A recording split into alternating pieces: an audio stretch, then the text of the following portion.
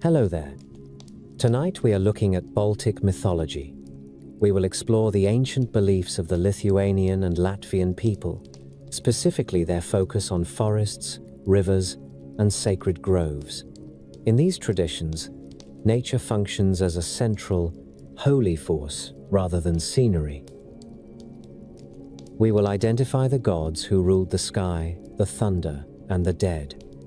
We will also describe the specific rituals people used to honor them and the beliefs they held regarding the seasons and ancestors.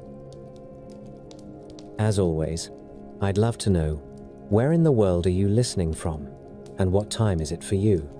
Whether you're settling into bed or simply looking for a calm way to drift through the past, I'm glad you're here. Now, let's begin.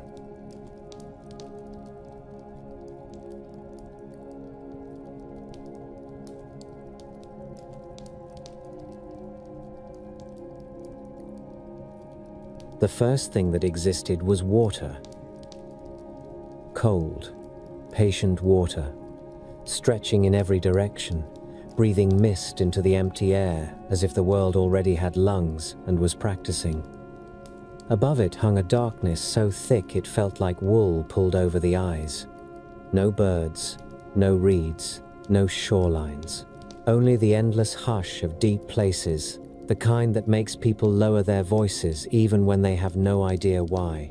In that hush, a thought stirred, then another. Then an old presence straightened its back and looked around as if it had simply been waiting for the right moment to arrive. Dievas opened his eyes. Dievas did not announce himself with trumpets. He did not need to. His name carried weight the way a stone carries weight, quietly, without argument. He stood above the waters, and the waters accepted him. He breathed out, and the air learned movement. He lifted a hand, and the darkness thinned enough to show its own texture. It had grain, it had depth, it had corners where secrets could gather later. He looked down into the water and saw his own face reflected there, older than anything and already tired of staring at nothing. So he decided the world would have something to look at. He scooped a handful of light and flung it upward.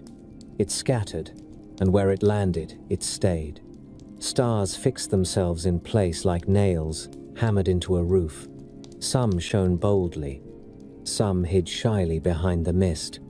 All of them held.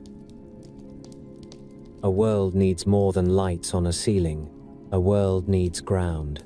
Ground is a tricky thing when the only thing beneath your feet is water that has never heard the word beneath. Dievas considered his hands, and then he called for help. He did not call an angel or a choir. He called someone who understood mud and hunger and the pleasure of a good trick. Velnius surfaced like a thought you did not mean to have. He rose from the water with a grin and water streaming off him, with eyes that kept their own counsel. People later described him with horns and hooves and all the obvious decorations, because human beings, like their dangers, dressed clearly. In the beginning, he had fewer ornaments. He had cleverness. He had appetite. He had a curiosity sharp enough to cut. Dievas spoke first. Velnius listened with the kind of patience a fox uses when the henhouse door is left open.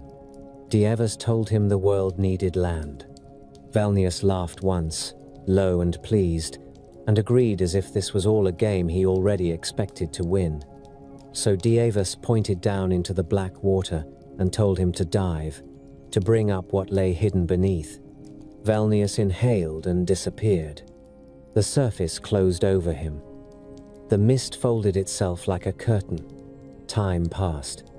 It is hard to measure time in a place that has no mornings, so the story measures it with waiting. Dievas waited. The stars waited. The water waited. Then Velnius burst up again, sputtering and triumphant, spitting out clods of dark earth, as if he had stolen them from a miser. He held a mouthful too, cheeks swollen, eyes bright with secret satisfaction.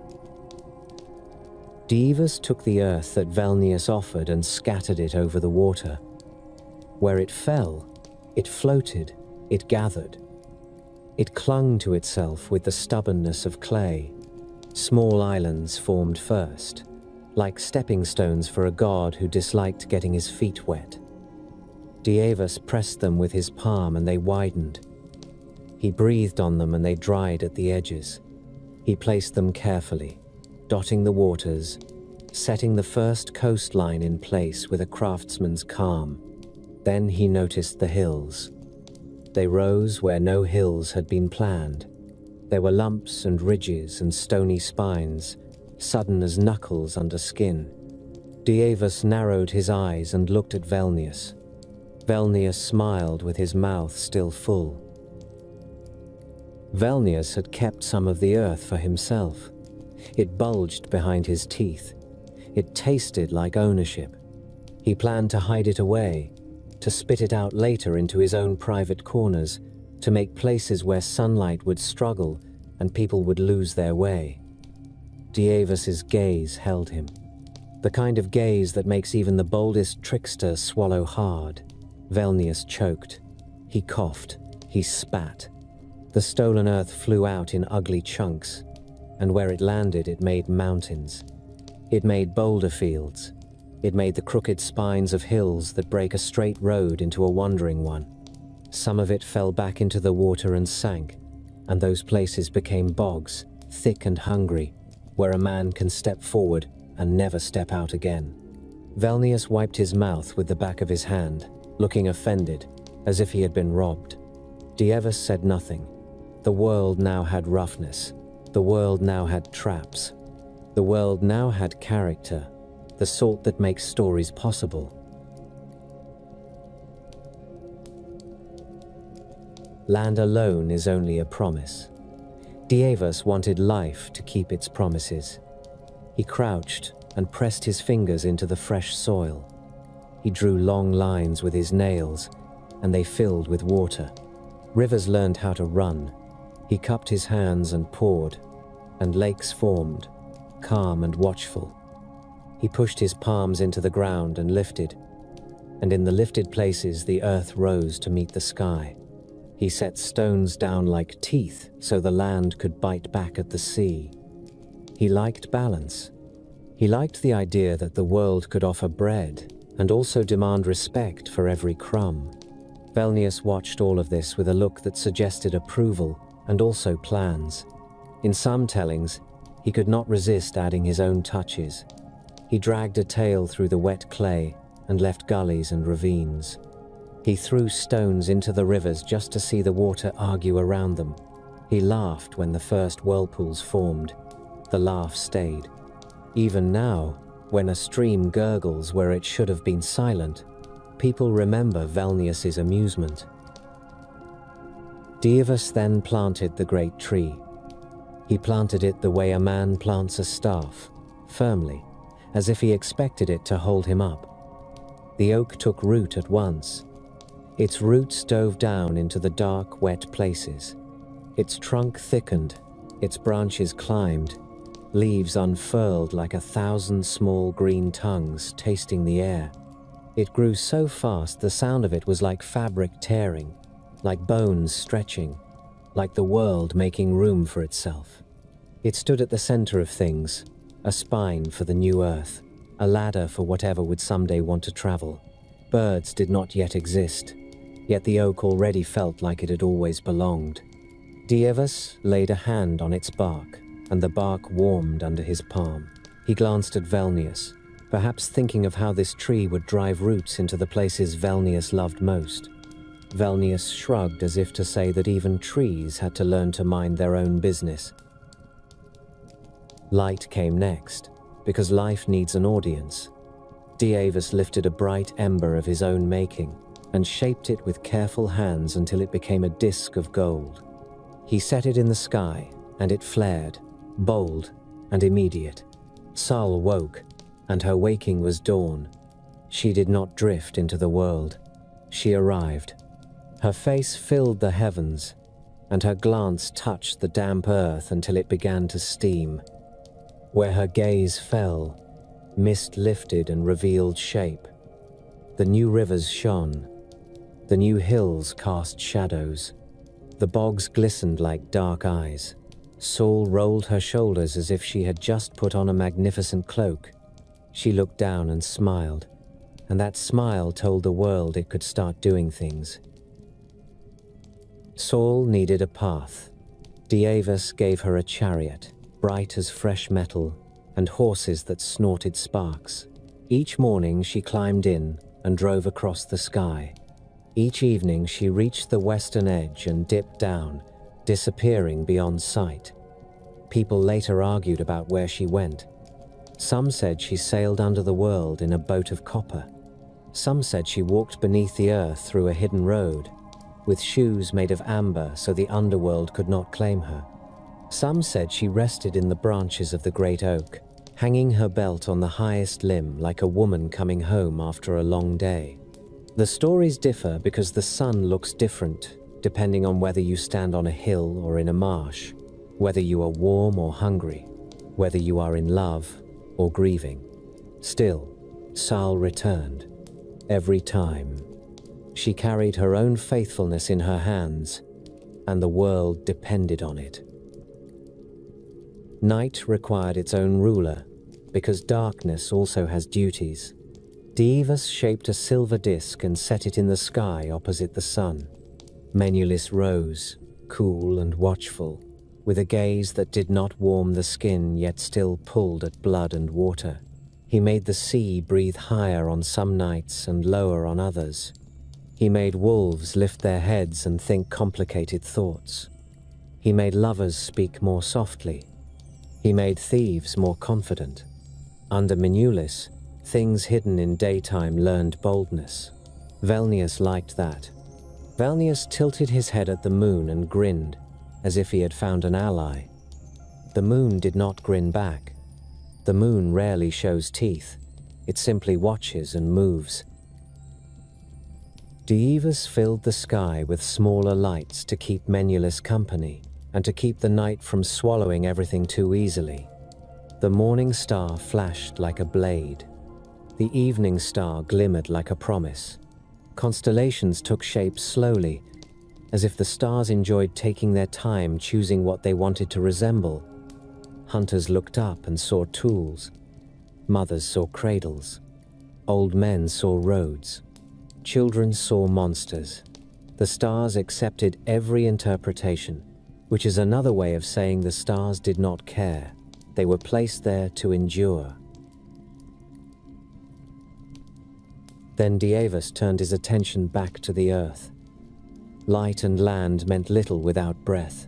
He walked across the fresh ground, and wherever his foot touched, grass pushed up like green hair through skin. He stretched out his hand and forests rose. Pine trees climbed straight and proud. Birches flickered pale in the sunlight like bones turned to wood. Alders gathered by rivers.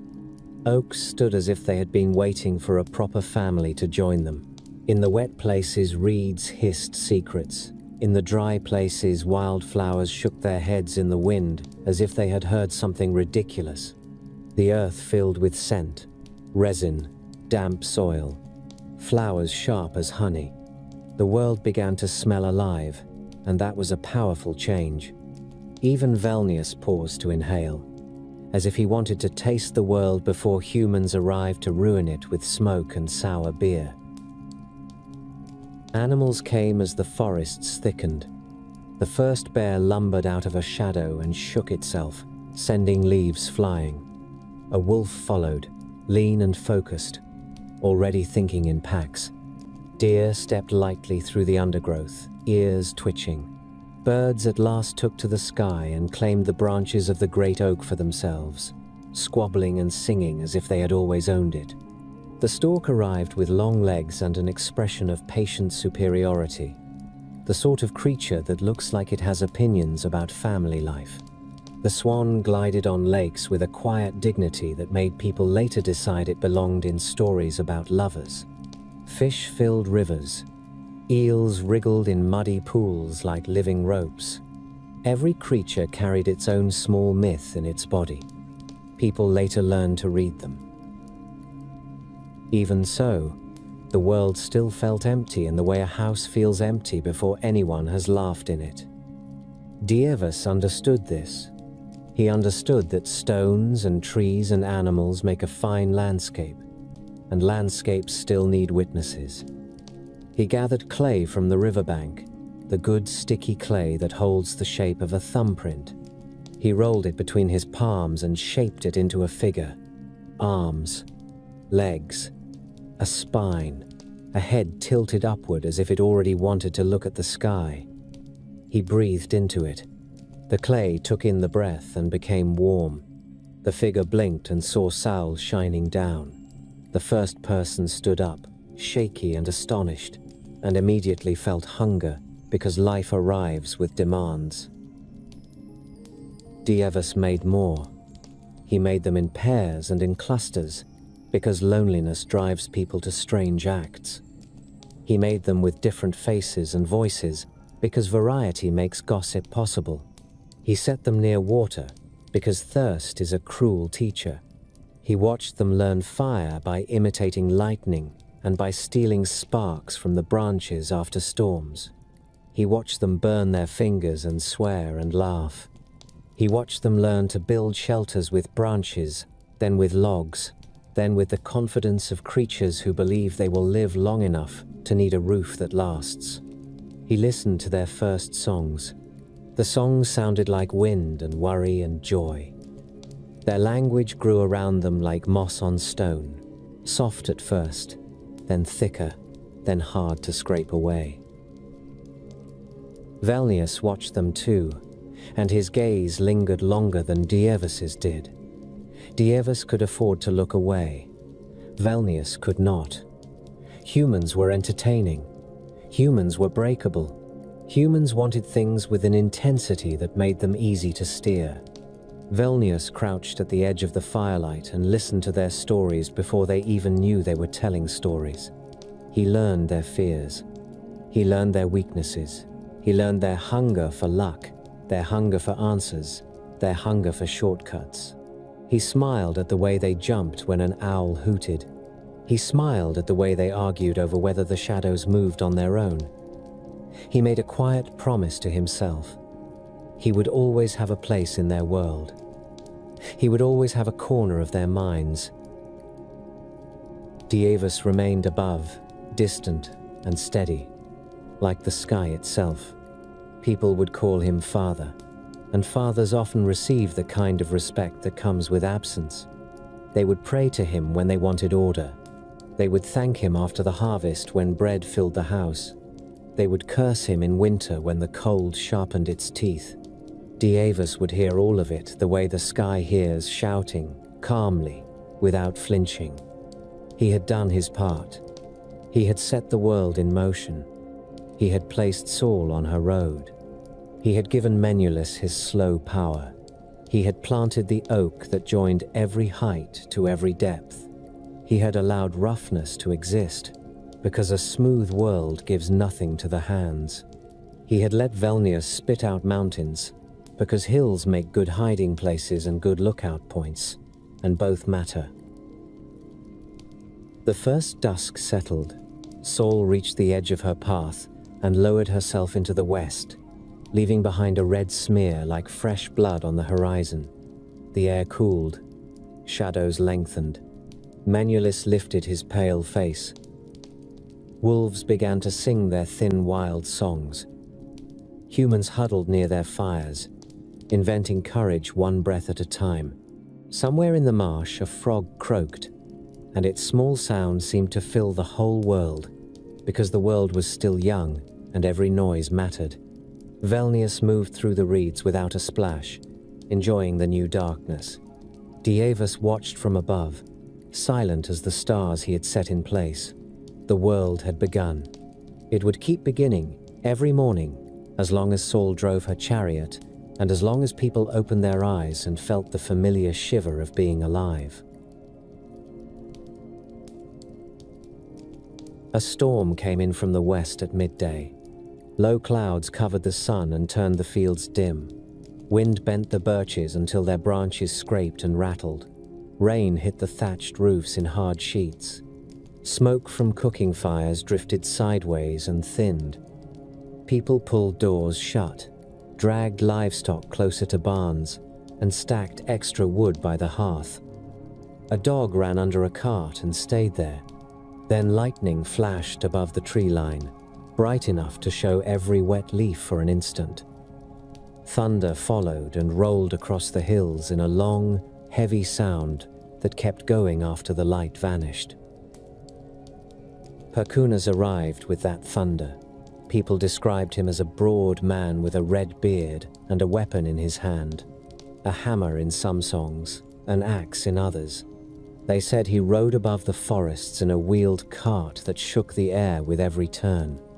When he passed, lightning appeared in sharp, crooked lines and struck the ground. Trees split, stones cracked. Fires started in dry grass after the rain eased. In the middle of the downpour, a bolt hit an oak at the edge of a clearing and tore a strip of bark down the trunk. Splinters flew outward. The smell of fresh wood and smoke mixed with wet earth. A farmer crossed himself with trembling fingers and spoke the thunder god's name under his breath, because he wanted the storm to pass without taking his house. Perkunas moved in straight lines. He searched for Velnias during storms, and people linked each bolt to that hunt. A flash in the far marsh meant Perkunas had seen movement among the reeds. A strike on the hill meant Velnias had climbed too high. When thunder sounded close enough to shake the roof beams, mothers pulled children against their chests and told them to stay quiet. Their words stayed simple. They said Perkunas worked. They said the thunder meant danger and order at the same time. They said the devil hid in hollow trees and under stones, and the thunder god broke those hiding places open. In the morning after the storm, people walked to the edge of the field and looked at the scorched patch where lightning had struck. They found a split stump or a burnt stone. They touched the blackened surface and pulled their hands away fast. They spoke softly. They left a small piece of bread there, or a few grains, because they wanted Perkunas to keep passing over their land and to keep looking elsewhere when his temper rose.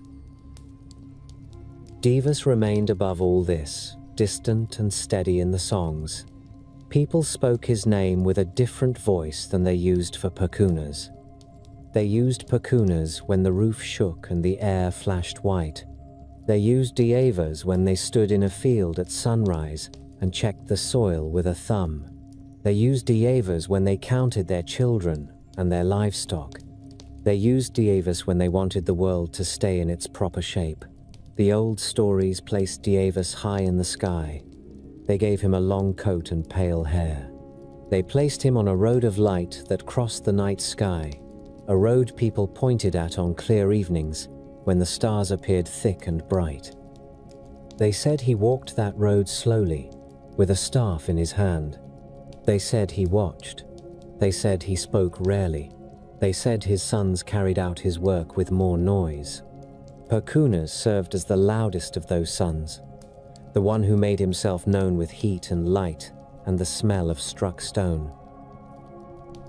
A storm ended near evening. Rain thinned into a cold drizzle and then stopped. Clouds broke apart in patches. Sol showed again, low and bright, and her light fell on puddles and turned them to sheets of gold. Water ran from roof edges. The air smelled of crushed leaves and wet hay. People stepped outside and looked up, checking the sky as if the storm might change its mind. A child ran barefoot through the mud and laughed. A man pushed a cartwheel that had sunk into the ground and swore when it refused to move. A woman carried a bucket to the well and watched the water ripple as her rope pulled it up. Life went on, because life always went on. Still, the storm left marks. A branch lay snapped on the path. A fence leaned. A chicken moved in tight circles as if it had forgotten where the coop stood. Every mark reminded people of Perkunas, and every reminder asked for respect. They respected him in ways they could manage. They kept oak wood for special fires. They treated certain old oaks as sacred and avoided cutting them. They chose clearings near those trees for offerings during festivals. They poured beer onto the ground. They burned bits of fat and watched the smoke rise in straight lines if the air stayed calm. They placed stones in small piles at the edge of a field, and they spoke names over those stones. Some men struck 2 stones together to make sparks and let the sparks fall into dry tinder. They watched the flame catch, and they said Perkunas had given them fire. In villages, older people warned children against whistling indoors during storms. They said that sound drew attention. They said attention brought lightning. They said the thunder god disliked foolishness. People carried these rules in their bodies the way they carried the memory of a sharp slap. Saul traveled each day in full view of everyone. People watched her rise and cross the sky. They watched her light stretch across the fields and slide into the forest. They watched her reach the west and sink down. In the stories, she rode a chariot with bright horses. The wheels shone. The horses ran without slowing. She held reins in her hands and kept her posture straight. At dawn, she appeared on the eastern edge of the world, and her light pushed shadows back under trees and into hollows. Frost on grass melted. Birds began calling. Smoke rose straight from chimneys again when the wind eased. At midday, her light stood high and hard, and people worked faster to finish tasks before evening. At sunset, her chariot lowered and touched the water in the west. The water reflected her light in long streaks. Then she disappeared from sight. The songs gave Saul a household. They gave her daughters and servants. In Latvian singing, Dieva daily rode with her or followed behind her. They appeared as young men in clean clothes, sometimes with swords, sometimes with bridles, sometimes holding a boat oar. They moved across the sky and looked down at the earth. In some verses, Saul washed her face in the sea at dusk, and the sons of Dives waited for her at the shore. They held out a towel and a comb. They helped her climb back into her chariot for the next day. People spoke these lines while working. Women sang them while weaving and while washing clothes in cold river water. Men sang them while cutting hay and while mending nets. The words stayed close to daily work because daily work matched the sun's schedule. Menelaus rose after Saul left. His light came in a cooler color and fell across the ground in a thin sheen. Water shone. Frost appeared earlier under his light. Faces looked pale. Shadows sharpened. Under his light, a person could walk a path and still see stones and roots, and that mattered in a forest where a fall could break a leg and end a life. People counted time by him. They watched his shape grow and shrink. They linked the full moon to certain tasks. They chose nights for travel and nights for staying close to home. They watched dogs bark at empty corners of a yard, and they blamed that behavior on the moon. They watched wolves appear at the edge of a clearing and stand still with heads raised, and they remembered the same pale light in a wolf's eyes. The old tales placed Saul and Menelaus in a marriage. The marriage began with a wedding that filled the sky. Saul wore bright clothing. Menelaus appeared with silver on his hands and a fine belt around his waist. Stars gathered close.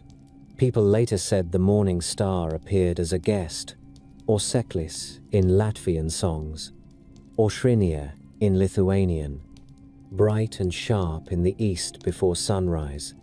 The wedding lasted a single evening in the stories, because stories keep moving.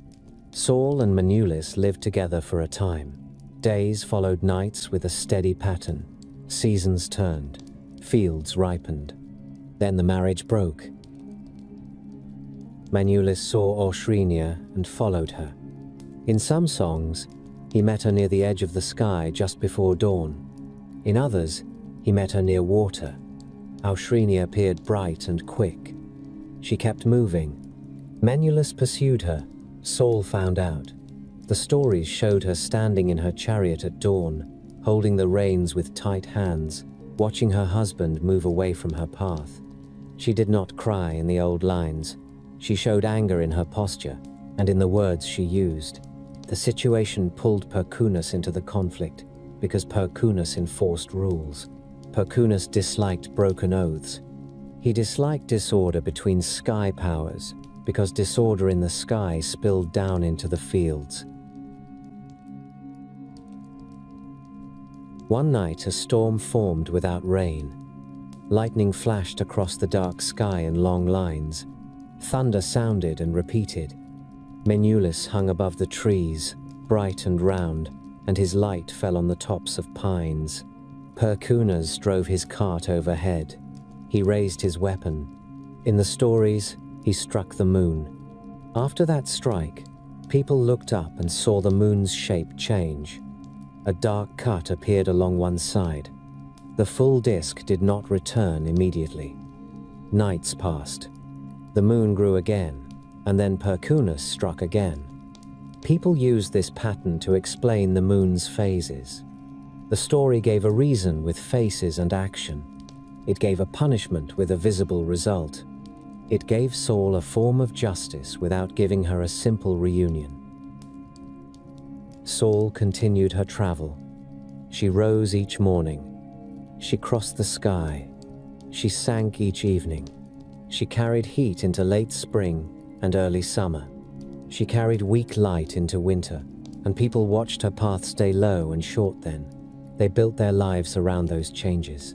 They stored grain and smoked fish. They cut wood. They repaired roofs. They chose spouses and held weddings during seasons with long days because work and celebration fit better then. During dark months, people stayed closer together. They told stories. They sang.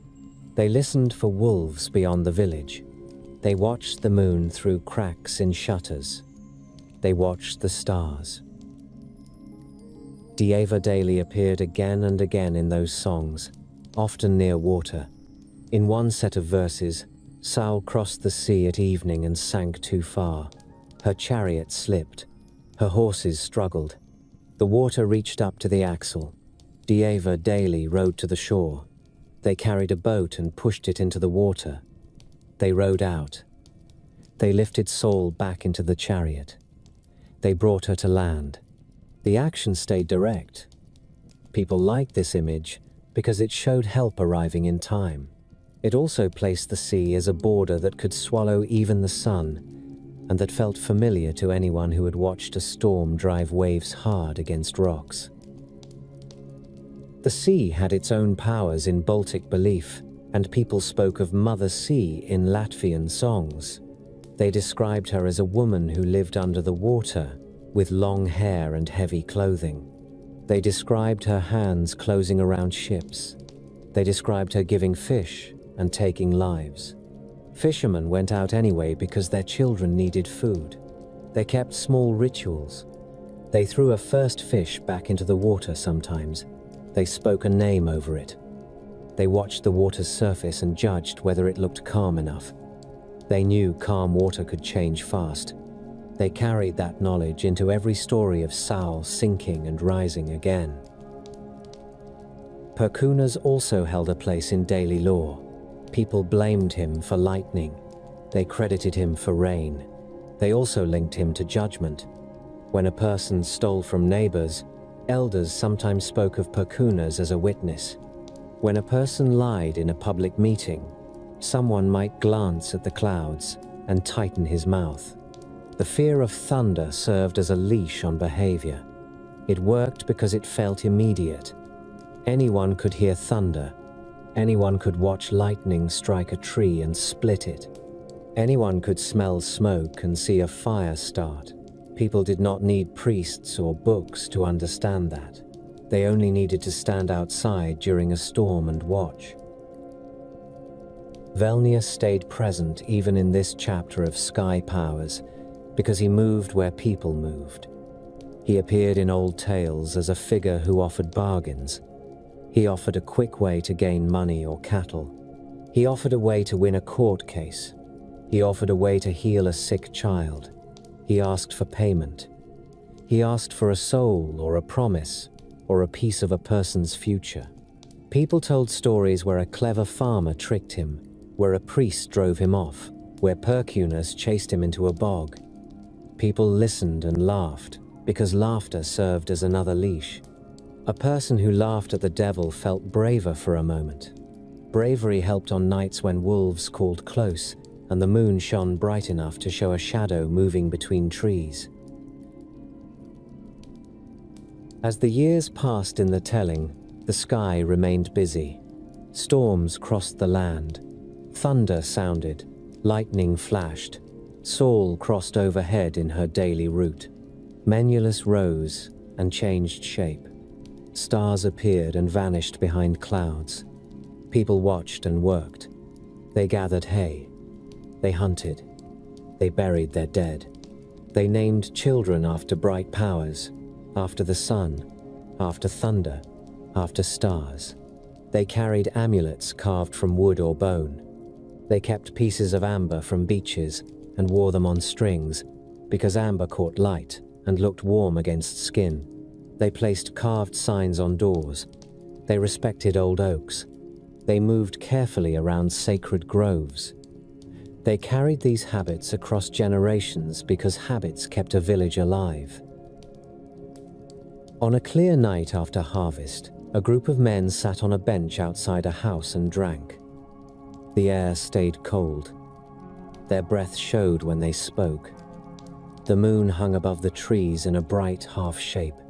Stars filled the gaps between branches. One man lifted his cup and pointed. He traced the moon's curve with a finger and said Perkunas had cut him again. Another man spat into the grass and said Menulus never learned. A third man laughed and said Saul still drove her chariot at dawn, and that fact mattered more than a husband's behavior. Their laughter sounded rough. They drank. A dog barked once and stopped. Far off, a wolf answered. The men fell quiet for a moment. Then they talked again, because speech pushes fear back a little.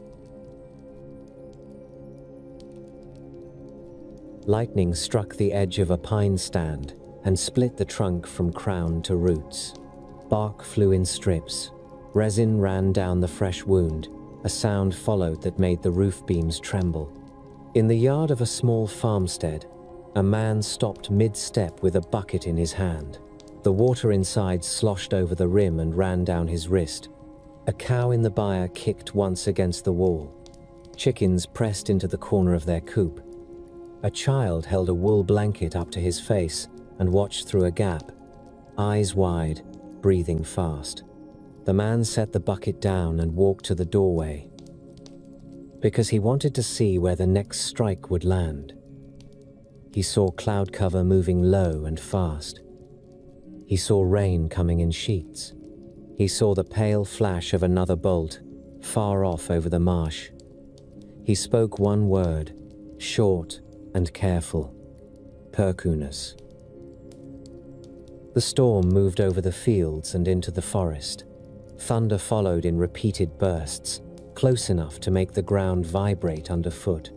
A thin stream on the edge of the woods rose fast and ran brown. Leaves and small branches floated along the current. A deer broke from cover and ran across a clearing, head low, legs slipping in mud. In the village, people shut shutters, tied doors, and put extra logs close to the hearth. One woman pushed a bench against a wall that had a crack from last winter's frost. Another woman pulled a pot from the fire and covered it, because she did not want sparks to leap out if the wind shifted. An old man with a crooked back walked from house to house with slow steps and told people to keep away from large oaks until the storm passed. He carried a small cloth pouch at his belt. Inside were bits of dried herb and a smooth stone with a burn mark. He showed the stone to a boy and told him it came from a lightning strike. The boy reached out, then pulled his hand back when the old man raised his eyebrows. The old man did not smile. The boy stayed quiet. In a wet hollow beyond the village, Velnius stood beside a pool with reeds around it. Rain ran off his shoulders and down his arms. His hair clung to his head. He crouched and held out a hand, palm up, and watched water collect in the lines of his skin. A black cow stood near him, head lowered, rope trailing in the mud behind her. The cow's flank rose and fell with fast breaths. Velnius reached for the rope and wrapped it around his fist. He looked toward the village lights that glowed faintly through rain. He moved his mouth as if tasting the air, then pulled the cow forward. His feet sank into mud and came out with a sucking sound. The cow resisted for a moment, then stumbled, and Velnius tugged again. He did not hurry. He had time. He had patience. He had taken cattle before. He had taken horses too. People found the tracks in the morning, and they found the torn rope ends, and they blamed wolves if they wanted to sleep again. They blamed Velnius if they wanted to stay awake. A bolt struck closer. Light flashed against the wet reeds and turned each drop on each stalk into a bright point. Thunder came almost at once. Velnius lifted his chin and looked up. Another flash. Another crack. Velnius tightened his grip on the rope and stepped backward into the reeds, pulling the cow after him. The cow's hooves sank. The cow snorted and shook her head. Velnius gave a short laugh and kept pulling. He moved deeper into the wet ground, where a person could lose a boot with one careless step. He knew every hummock and every hidden pool. He chose his path by memory. He heard the storm coming nearer. He heard the sound of something moving high above, and he turned his head as if he had heard a cartwheel roll on stone.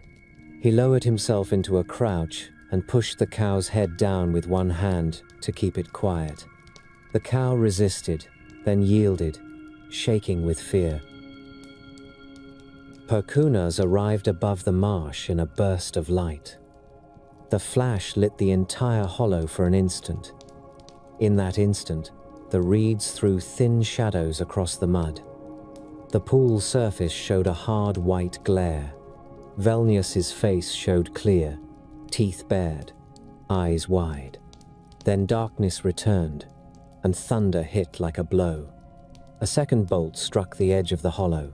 A tree cracked. A limb fell. Water leapt in a spray where the bolt hit near the pool. Velnius jerked back. He let go of the cow's head and dragged the rope hard, pulling the animal deeper into cover.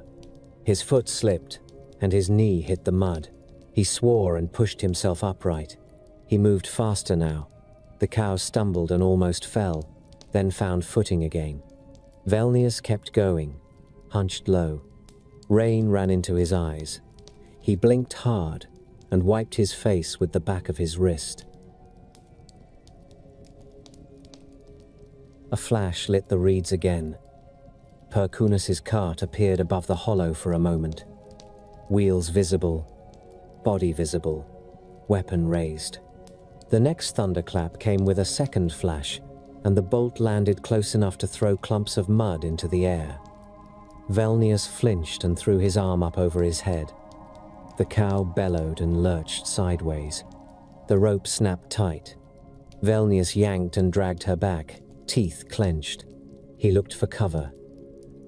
He saw an old oak at the edge of the marsh, trunk wide, roots raised like knuckles from the ground. He chose it without thinking.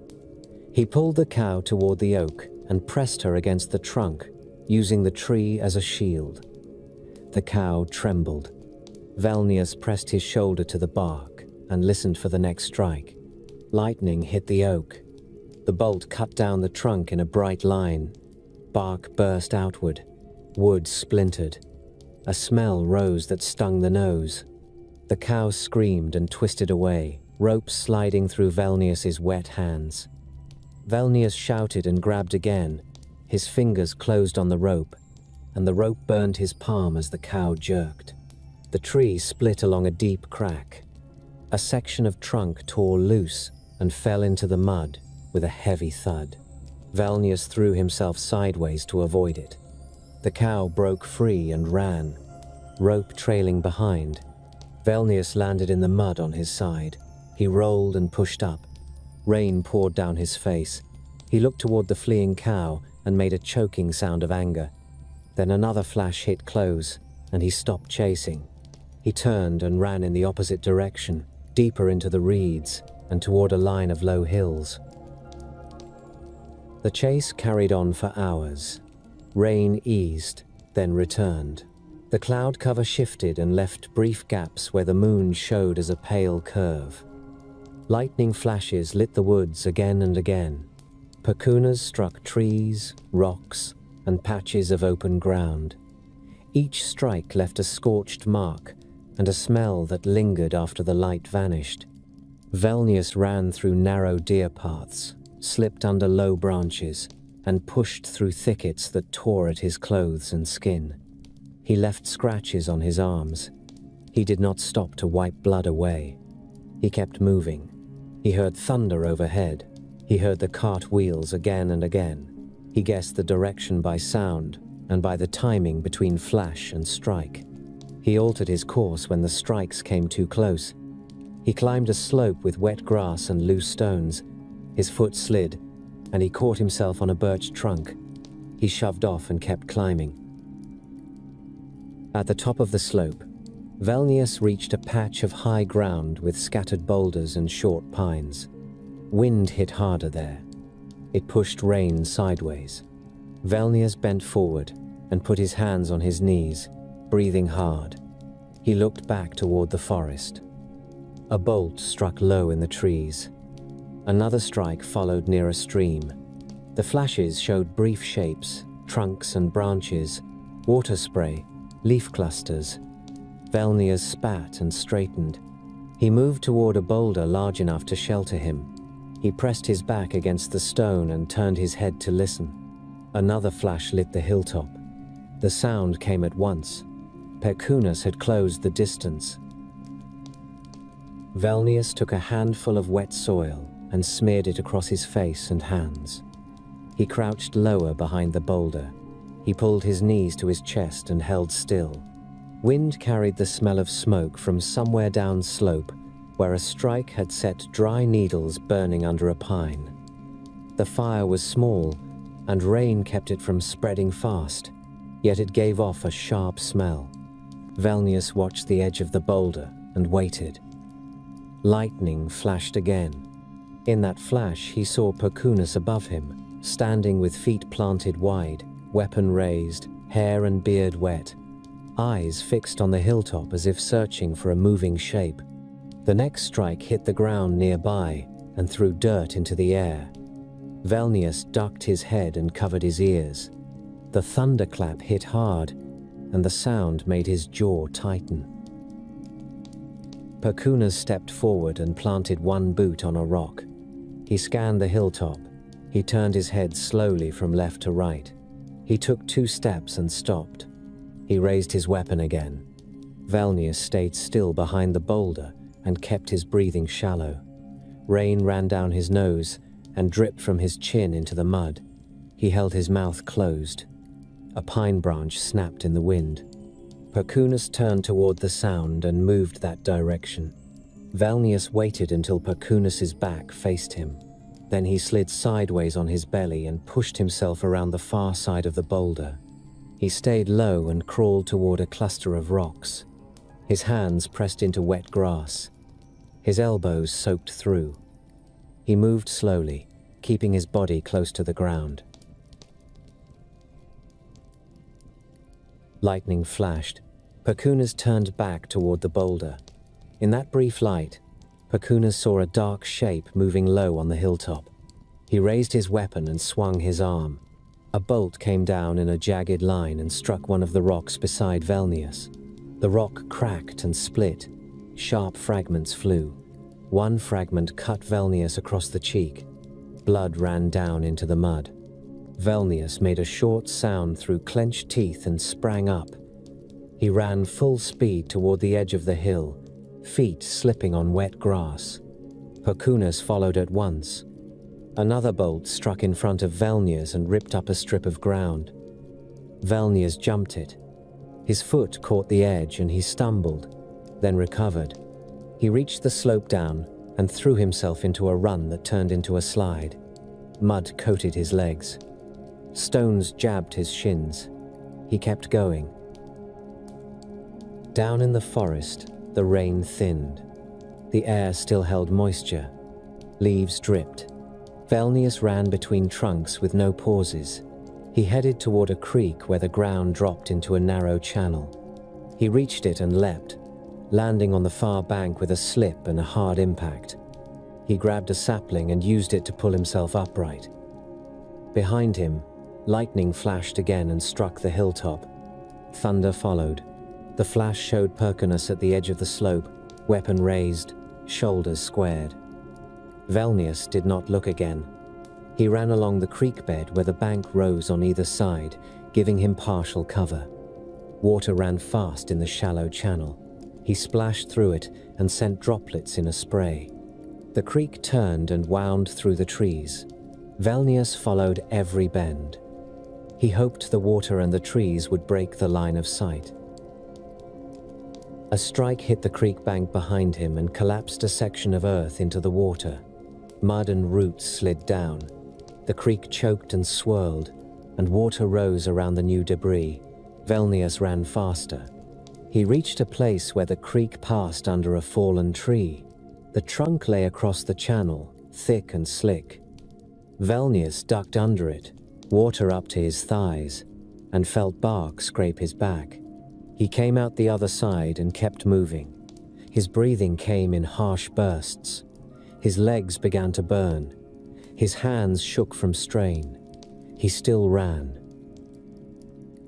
People in the villages heard the storm and tried to read it. An old woman sat near her hearth and listened to the timing of thunderclaps. She counted on her fingers. She decided the chase had moved toward the northern bogs. She told her daughter to keep the door shut and to keep a bowl of water ready in case lightning started a fire in the roof.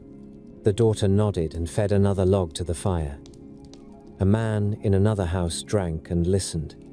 He said Velnius had stolen another cow again. His brother told him to keep his voice down.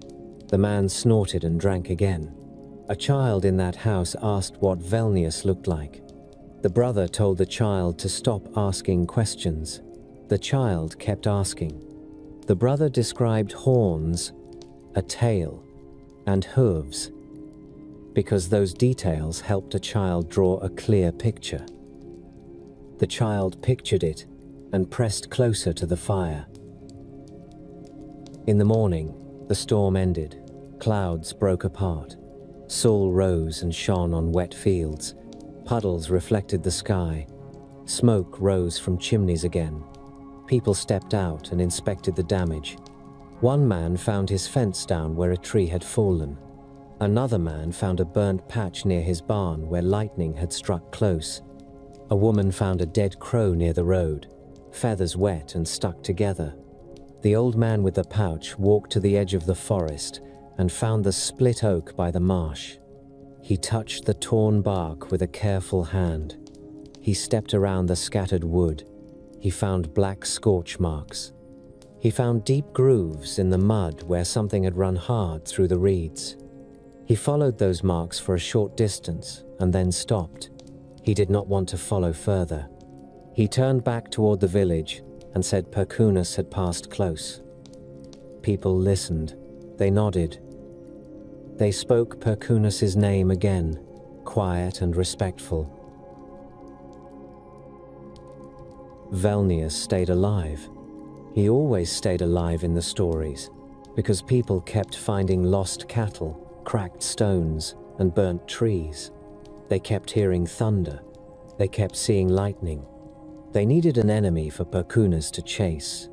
They needed a reason for storms to strike unevenly across fields. They needed a face for the misfortune that arrived without warning. They kept the story sharp by keeping it physical. A burnt stump, a dead animal, a missing cow, a man who slipped in a bog and came out covered in black mud, shaking, eyes wide, saying he heard laughter from somewhere near the reeds. Pacunas kept returning as well. Storm after storm crossed the land through spring and summer. Thunder rolled, lightning struck, rain fell hard and then eased. The fields drank and grew. Rivers rose and then dropped. The cycle continued, and people lived inside it with the habits that kept them alive.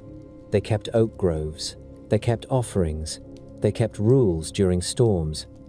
They kept stories that placed Pacunas above, weapon raised, chasing a running figure through wet reeds and over broken ground.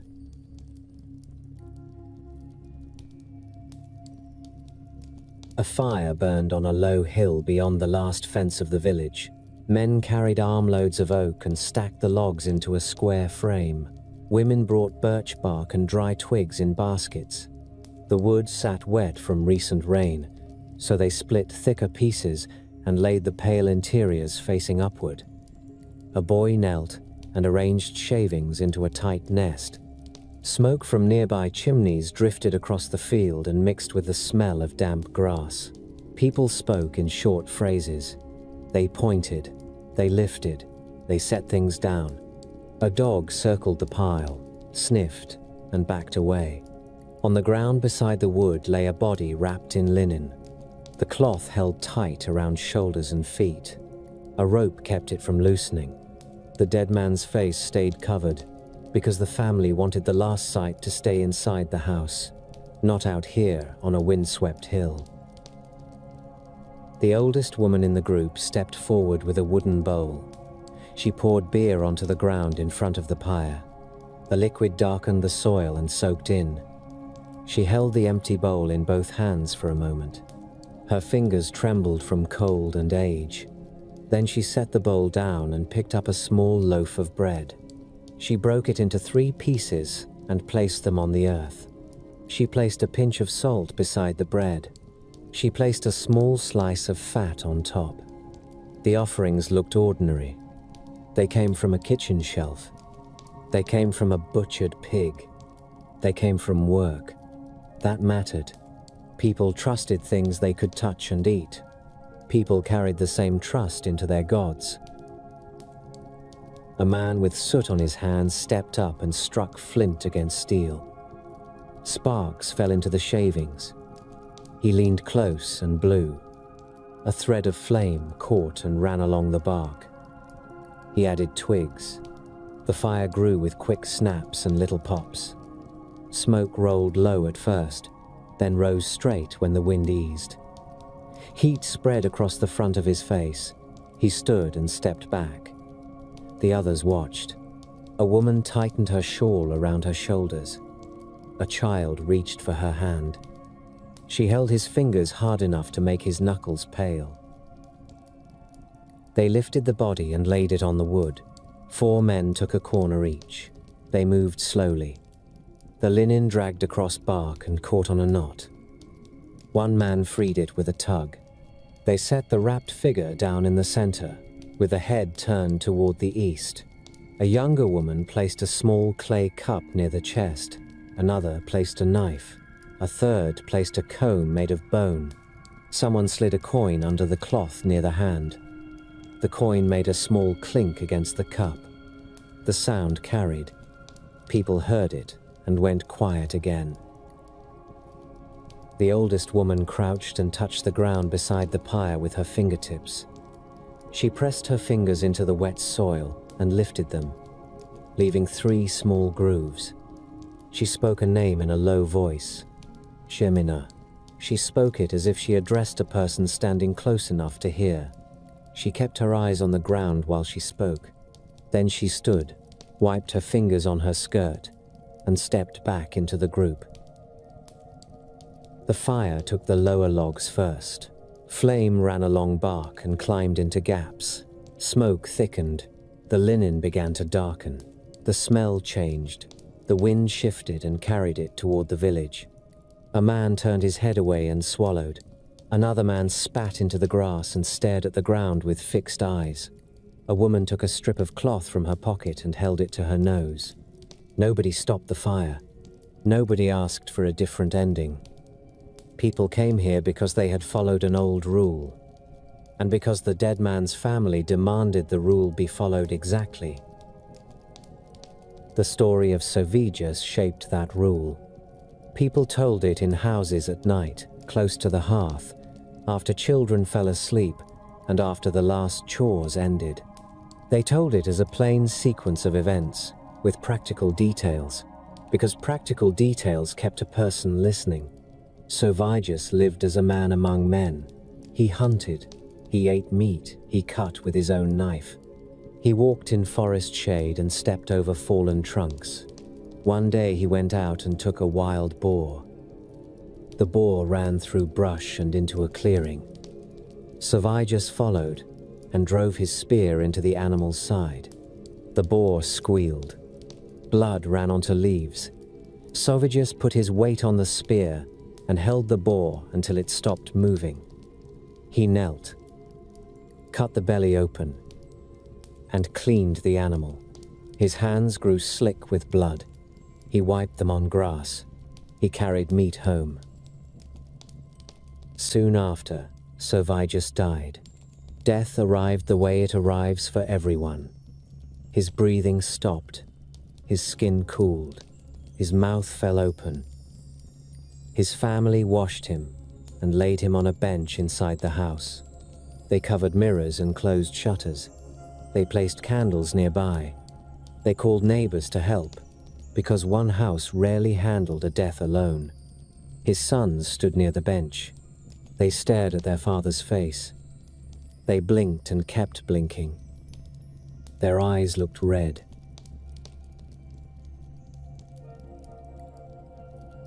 They buried him in the earth. They carried him out and dug a pit. They lowered him down. They filled the hole with soil and stamped it flat. They placed a stone at the head. They went home and ate little. They lay down and slept in broken pieces. Sovigus returned in the night. He came to his sons while they slept. He stood at the foot of the bench with dirt on his clothes and soil in the creases of his hands. He looked at them and spoke. He said the earth pressed hard on his body. He said worms crawled over his skin. He said the cold entered his bones. His sons sat up with sweat on their faces. They rubbed their eyes. They saw him and froze. Sovigus held his hands out. Soil fell from his fingers onto the floor. He spoke again and told them to change the burial. They listened. They rose at dawn. They dug him up. They carried the body out again. This time they placed him in a hollow tree, in a place where the trunk had split and formed a natural cavity. They covered the opening with bark and moss. They went home again and waited. Sovigus returned again. He stood in the same place. Bark clung to his shoulders. Small insects moved in his hair. He said the wood held dampness. He said the cold stayed. He said the insects bit him. His sons stared at him with wide eyes and empty mouths. Sovigus spoke with a flat voice. He told them to try fire. They built a pyre like the one on the hill. They gathered oak. They stacked it. They placed their father on the wood. They lit it. Flame took the logs. Heat rose. Smoke rolled into the sky. The body burned. Ash fell. Bones cracked. When the fire died down, they raked the remains into a clay urn. They placed the urn in the ground or on a shelf, depending on local custom. Then they went home. Sovigus returned a third time. He stood in the doorway and looked different. His clothes looked clean. His face looked calm. He told his sons he had found rest. He told them the fire had warmed him. He told them the fire had carried him to a better place. He spoke with an even voice. His sons sat still and listened. They wanted to ask questions, yet their tongues stuck to the roofs of their mouths. Sovigus turned away and walked out through the door. He did not return in the same way again. After that, people spoke of Sovigus as a guide for the dead. They said he knew the way. They said he moved between houses and graves. They said he recognized each soul by voice, because he had once been human and had once sat by a fire with others. The story also spoke of gates. It said, Servegus traveled through the underworld and came upon 8 gates. Each gate stood closed. Each gate carried a guard. Servegus tried to pass. He pushed and pulled. He called. He waited. He made it through one, then another. The story counted the gates because numbers gave structure to fear. At the 9th gate he called for help. One of his sons came and opened it for him. Servegus stepped through and entered deeper ground. People described that underworld in physical places they knew. They spoke of low caves where water dripped from stone. They spoke of narrow tunnels where a man had to turn his shoulders sideways. They spoke of pits where roots hung down like ropes. They spoke of damp air that made a torch burn low and smoky. They spoke of insects and the sound of running water. They spoke of mud that clung to boots and made each step heavy. They spoke of the smell of wet stone and rot. When a person lived near bogs and forests, those details felt more believable than gold halls and marble stairs. Velnius ruled much of that underground in the stories. People imagined him in different forms. Some pictured a man with a broad back and heavy arms, wearing dark clothes that stayed damp. Some pictured horns and hooves. Some pictured a creature with a blunt face, thick lips, and eyes that watched without blinking. All versions shared the same habits. Velnius hid. Velnius listened. Velnius waited for someone to step wrong. He lived under stones and inside hollow trunks. He moved through marsh fog and appeared on paths at night. He approached travelers who carried sacks of grain or a pouch of coins. He offered a bargain in a friendly voice. He held out a hand. He asked for a promise. A man once walked home late after a market day. He carried a sack of salt and a bundle of cloth. The road ran through trees. The moon gave enough light to see the pale trunks of birches. The man heard a sound behind him, a footstep in the leaf litter. He stopped. The sound stopped. He turned and saw a figure standing at the edge of the path. The figure wore a cap, pulled low. The man tightened his grip on the sack. The figure raised a hand and spoke in a calm voice, offering to carry the sack for a time. The man looked at the figure's boots. They looked clean. The road ran wet and muddy. The man stepped back. He spoke a short refusal. He kept moving. He heard the footstep again, closer this time. He reached into his pocket and held an iron nail in his fist. The nail bit his skin. He kept walking until the trees opened and he saw the first fence of his village. He stepped through the gate and looked back. The path stood empty. People told that sort of story without decoration. The story fit their lives. It matched their roads. It matched the way fear arrived in a forest at night. It also matched the way a person took comfort in a small piece of iron pressed into a palm. The gods in this chapter lived in earth and under earth, and people met them through soil, graves, fire, and the dark spaces between trees. A funeral pyre burned. Ash fell, an urn cooled. A table stood set for unseen guests. A door stayed unlatched for a time. A man carried an iron nail and reached home with sweat on his back. A woman screamed once, loud enough to wake the dog. Then she screamed again, shorter this time, with her hands gripping the edge of a bench. The room smelled of sweat, boiled water, and wet wool drying near the hearth. A midwife knelt between the woman's knees and kept her sleeves rolled up. Her hands moved with steady practice. She wiped the woman's brow with a cloth and spoke short instructions. An older sister stood near the door with a bucket and a towel. She watched the midwife's hands and tried to keep her own hands from shaking. Outside, snow lay in a hard crust. The wind pushed against the log walls. The roof creaked once.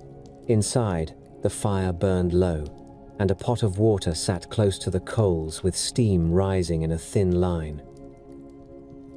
The child arrived in a sudden rush. The midwife lifted the newborn up and held it for a breath, checking the color of the skin, the shape of the mouth, the movement of fingers. The baby's chest rose, then fell, then rose again.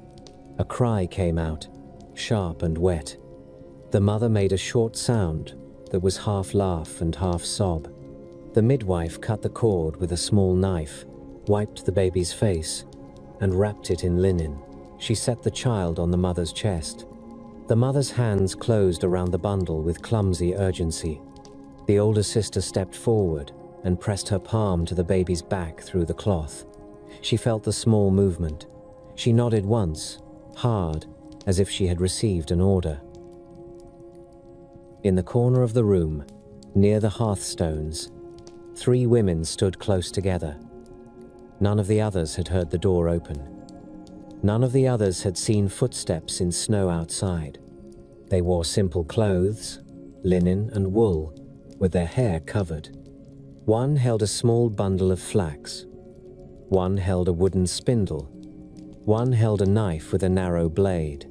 The midwife glanced toward them for a moment and then looked back down at the mother and child, as if she had decided that looking longer would cause trouble. The 3 women came closer without hurry. They stood at the foot of the bench. The one with the flax pulled a few fibers loose and rolled them between her fingers. The one with the spindle twisted the flax and wound it, slow and tight. The one with the knife leaned in toward the child and lifted the edge of the linen wrap. She looked at the baby's face. Her eyes stayed calm. She touched the baby's forehead with the tip of her finger. The baby's cry softened into a small grunt. The mother watched the women with wide eyes. She did not speak. The 3 women spoke in low voices, too low for the older sister to catch the words. The midwife kept her head down and cleaned her hands in the bucket, as if her work required total attention. When the 3 women stepped back, the one with the spindle tucked it under her arm. The one with the knife wiped the blade on her sleeve. The one with the flax tied the last loose fibers into a small knot and placed it on the hearthstone. Then they turned and walked to the door. The latch lifted without a sound. Cold air entered in a quick gust. The dog growled once and stopped. The 3 women went out. The door shut. The latch fell into place. The midwife exhaled through her nose and reached for a cup of water. The mother shifted the baby higher on her chest and held the bundle close. The older sister stared at the hearthstone where the knot of flax sat. She did not touch it. She did not move. People spoke of Lima on nights like this. Some spoke of her as one woman.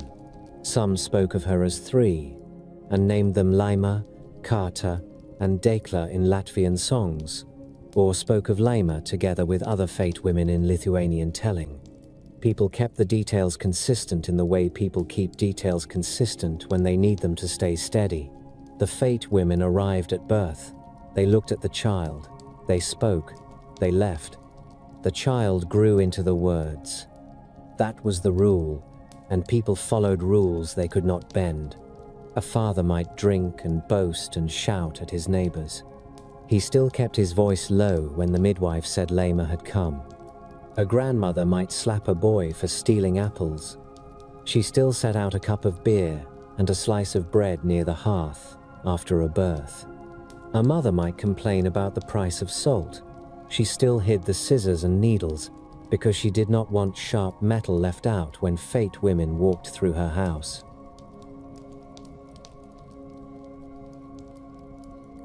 The hearth stayed central in every house because it fed the body and warmed the hands. A fire burned there every day of the year. In the morning, a woman stirred the coals with a stick and added dry wood. In the evening, she spread the embers out and covered them with ash so they would stay alive until dawn. She kept the fire from dying because relighting it took time and risk. Sparks jumped. Smoke filled the room. Children coughed. A careless hand got burned.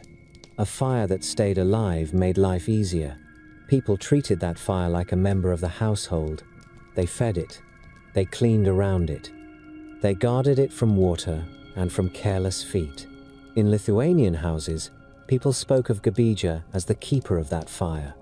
They described her as a woman the size of a child, with soot on her face and red cloth around her shoulders. Some said she appeared as a cat that slept near the heat. Some said she appeared as a small figure that sat by the coals and watched. In many houses, people spoke to her as if she stood close enough to hear. They said good evening when they banked the embers. They asked for protection when they heard wolves in the distance. They set a small piece of bread on the edge of the hearthstone. They poured a few drops of beer on the ash. They kept their movements careful, because a careless kick that scattered coals could start a house fire, and because they believed Gabija disliked disrespect. One winter evening, a girl carried a pot of stew from the fire to the table. She stepped too close and her skirt brushed the edge of a coal. The cloth caught and began to smoke. The girl yelped and slapped at it with her palm. The flame went out. A burnt spot remained, round and black. The girl's mother grabbed her wrist, checked the skin for burns, then pushed the girl toward the bench. The mother pulled the pot back to the hearth and set it down. She looked at the burnt spot on the skirt and then looked at the hearth. She took a pinch of flour and sprinkled it into the ash. She took a piece of bread and set it down with 2 fingers, gentle. She spoke Gabija's name once. Her voice stayed flat, as if she had rehearsed it. The girl watched her mother and kept her mouth shut. The stew cooled a little on the table. Nobody complained. Hunger always returned.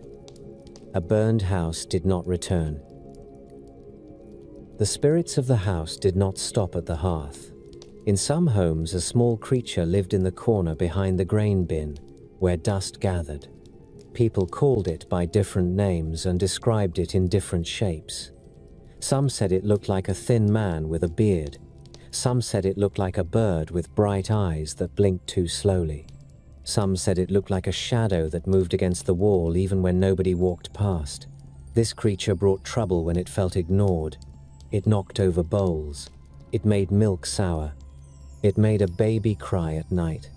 It also brought luck when it felt fed. A woman left a spoonful of porridge in a small dish near the grain. She left it before bed.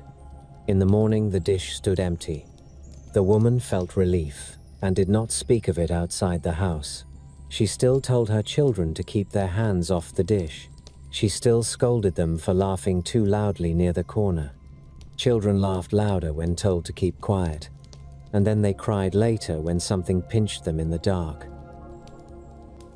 In Lithuanian stories, an Aitvaras visited certain houses. People described it as a creature that flew at night, sometimes as a fiery streak in the sky, sometimes as a bird with a long tail, sometimes as a snake that moved through the air. A man who wanted wealth fed it. He cooked pancakes and set them on a plate near the chimney. He placed a bowl of milk beside them. He shut the door and waited. On the next day, the man found a few coins under the bench, or found a sack of grain fuller than it had been the day before. He smiled and said little. He bought new boots. He bought a better knife. He bought more beer. His neighbors watched him with narrowed eyes and asked questions. He shrugged and said he had worked hard. Everyone in the village worked hard.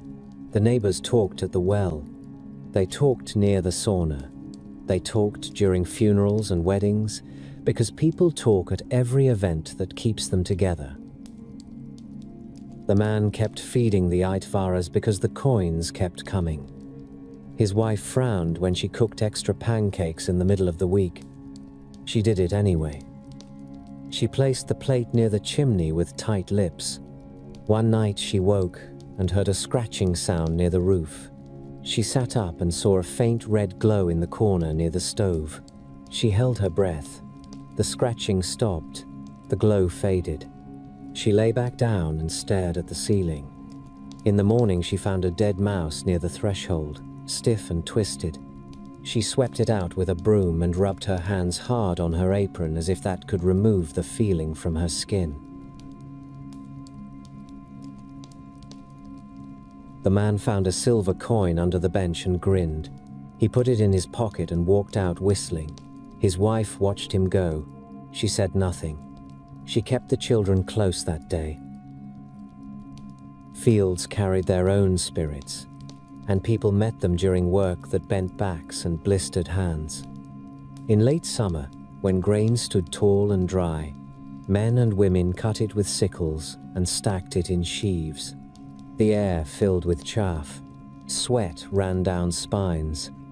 Flies gathered on faces. Children ran between stacks until someone shouted at them. As the work went on, people watched for a sign called jumis in Lithuanian custom. It appeared as a double ear of grain growing from one stalk, or as two ears pressed close together. When someone found it, they stopped cutting for a moment and called others over.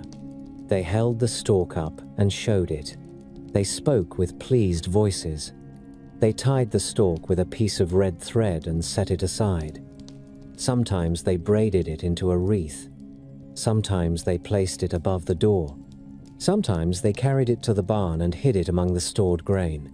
They believed it brought a fuller harvest, and they acted as if belief required a physical object. People often believe in what they can hold. A young man once found jumis near the edge of a rye field. He lifted the stalk and turned it in his fingers, checking the shape twice. He called his mother. She walked over with her sickle in one hand and a rag in the other. She wiped sweat from her face and leaned in. She nodded. Her eyes softened. She took the red thread from her pocket and tied the stalk. The young man grinned and looked around to see who had watched. A neighbor woman raised her eyebrows and smiled with a knowing expression. The young man's grin tightened. He liked luck. He also liked the idea that everyone saw he had found it. His mother tucked the tied stalk into her apron pocket and went back to cutting. Her hands moved fast again. The sun stayed hot. The work stayed heavy. The sign stayed small and real in her pocket, pressing against her hip as she moved.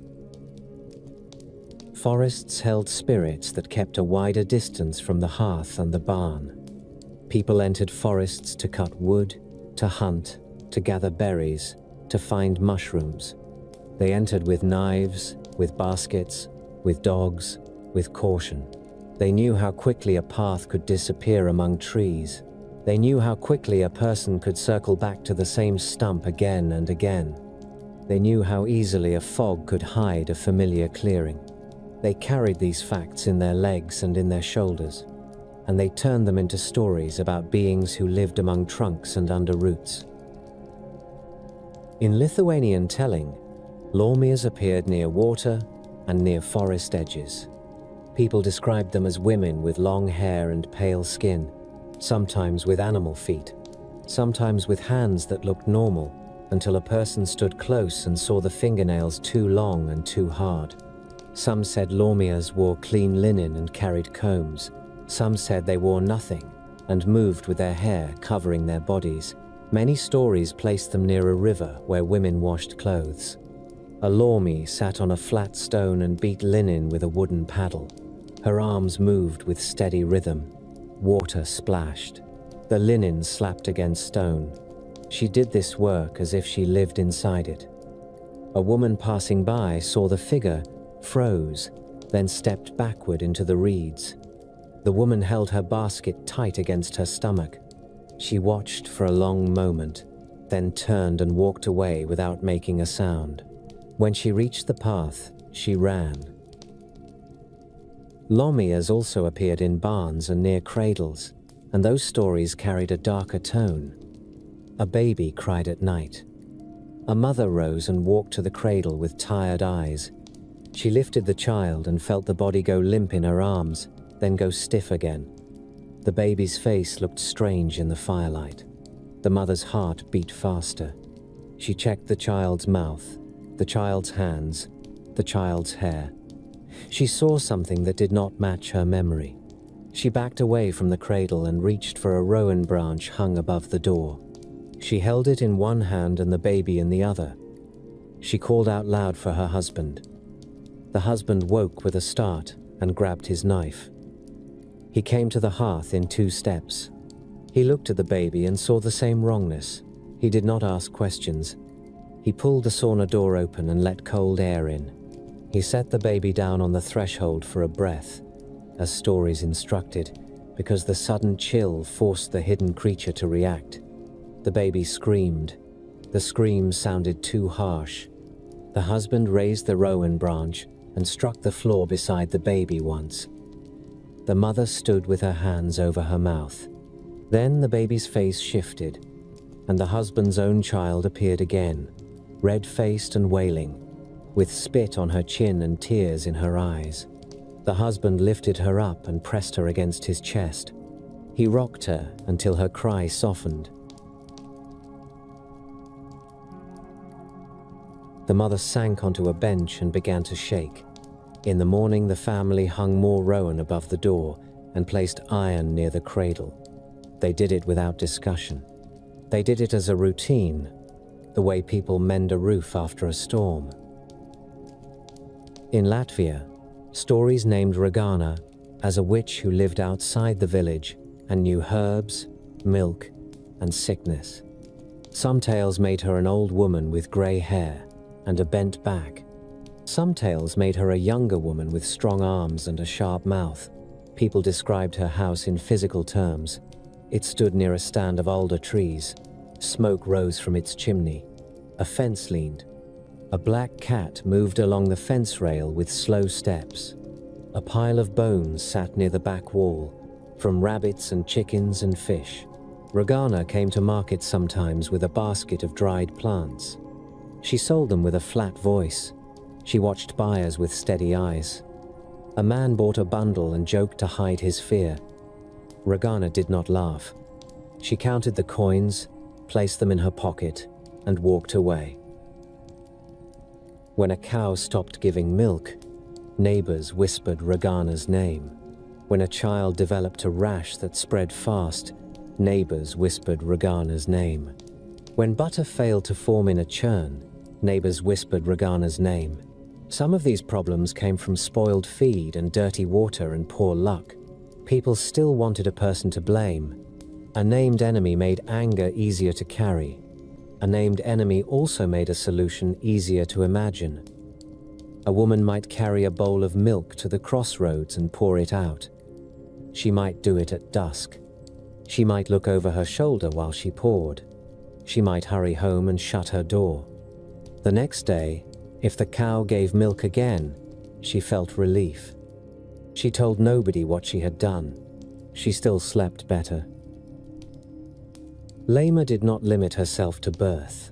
People said she attended weddings. A bride stood in a yard wearing a wreath of flowers and a wool skirt woven with bright stripes. Her hair lay braided down her back.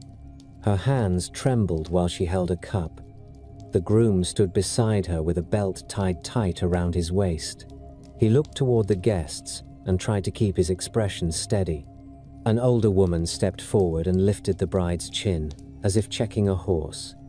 She nodded and spoke a blessing.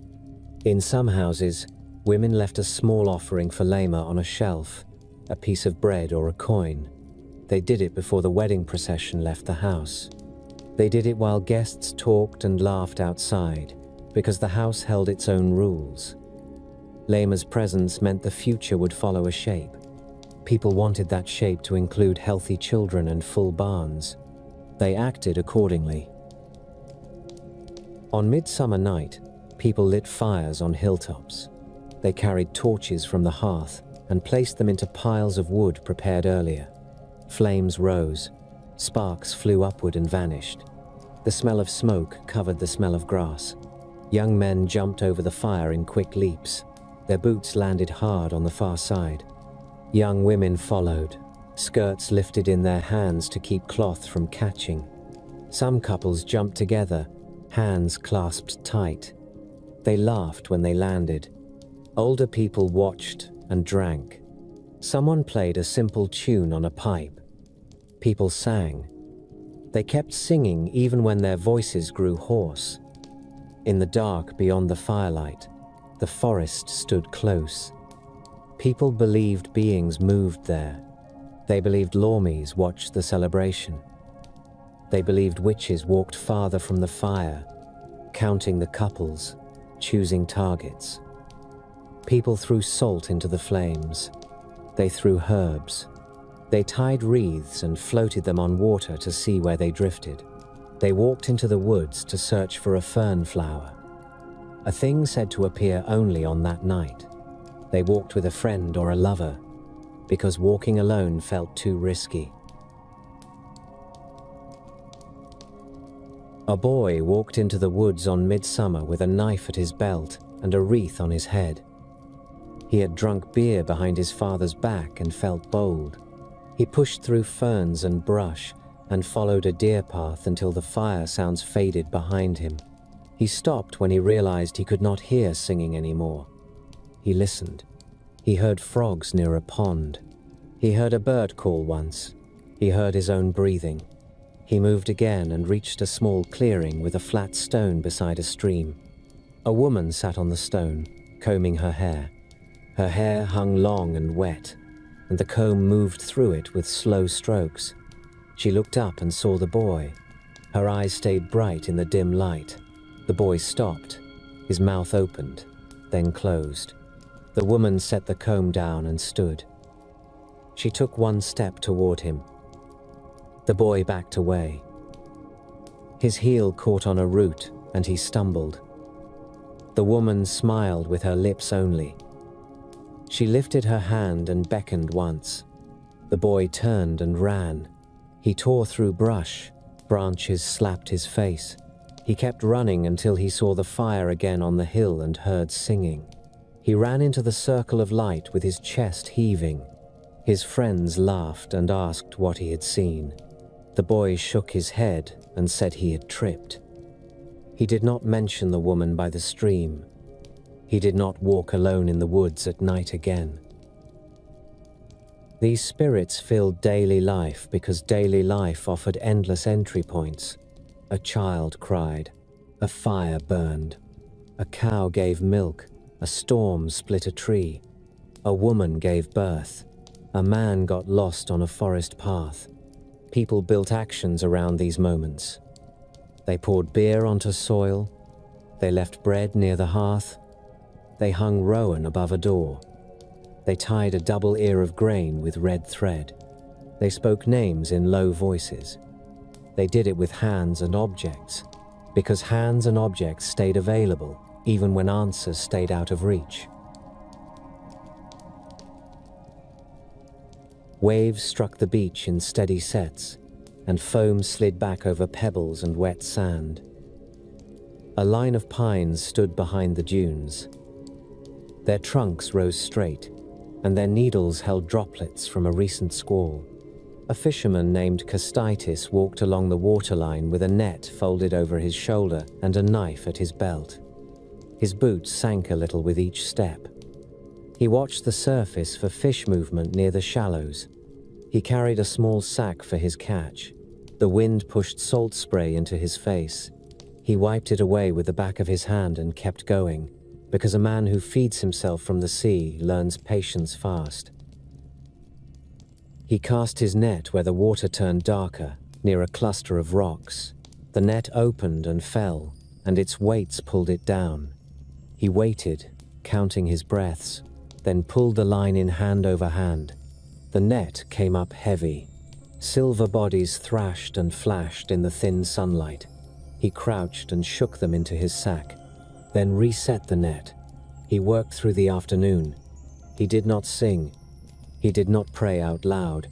He kept his eyes on the water and his hands busy.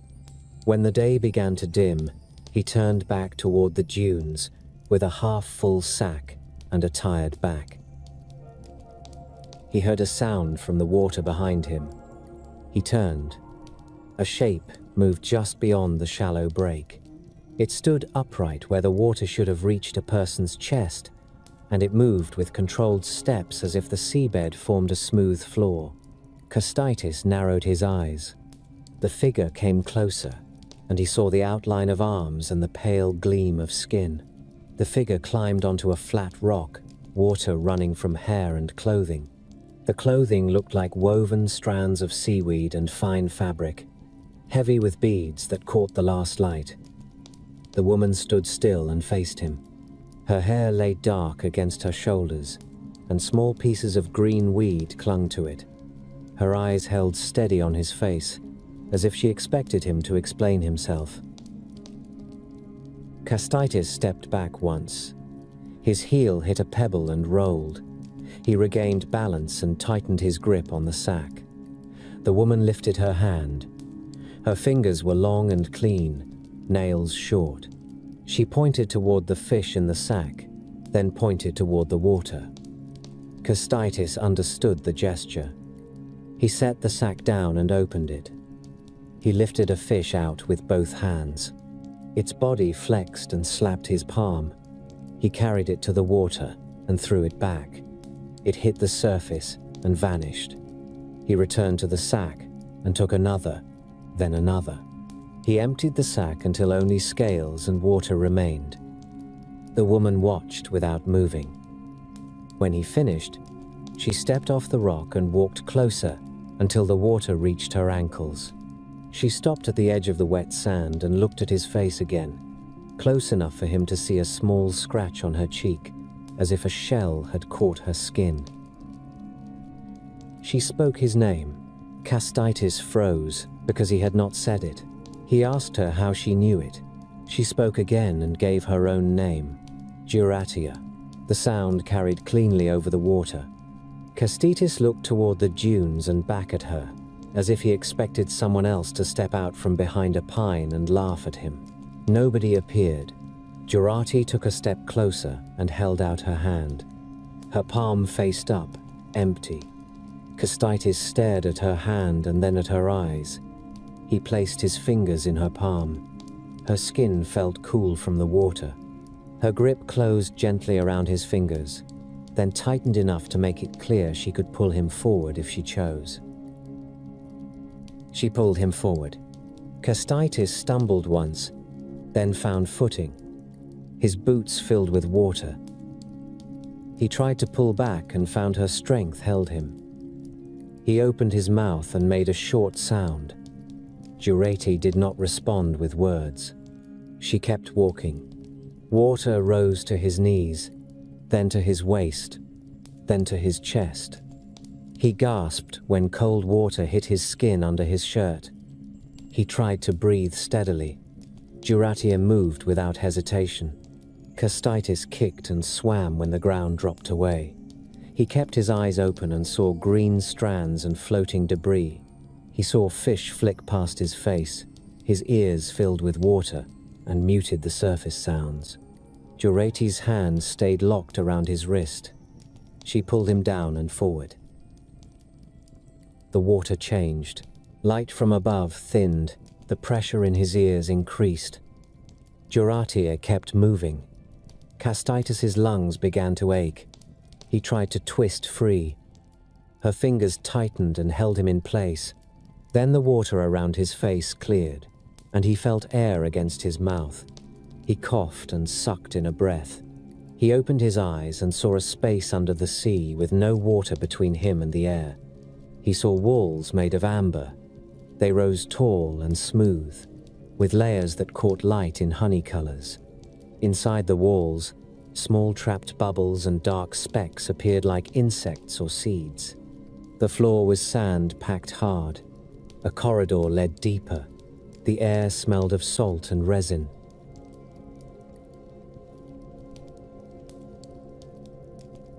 Kestitis stood bent forward, hands on knees, coughing. Jurate walked ahead as if this place belonged to her. She turned and watched him until his breathing steadied. Then she walked deeper into the amber halls. Kestitis followed because he saw no other path. He stepped carefully. His boots left wet prints that slowly faded on the sand. Light came from above through the amber walls, filtered and warm in color, and the glow made his wet clothes shine. He reached out and touched the wall with his fingertips. The amber felt hard and smooth. He pressed harder. It did not move. He pulled his hand back. Jurati led him into a wider chamber. Amber columns held the ceiling. A pool of clear water sat in the center. Shells lay in piles near the walls. A table stood with carved legs, made of wood that looked dark from long soaking, and its surface held a bowl of berries. Kastitis stared, because berries did not belong under the sea. Jurati picked one up and ate it, then held another toward him. Kastitis hesitated, then took it and chewed. The berry tasted sharp and sweet. He swallowed and looked at her again. Jurati's face stayed calm. Her mouth moved in a small smile. She walked around the chamber and touched objects as if checking them. Kastitis stood in the center and turned slowly, taking in the space and the amber walls and the strange air.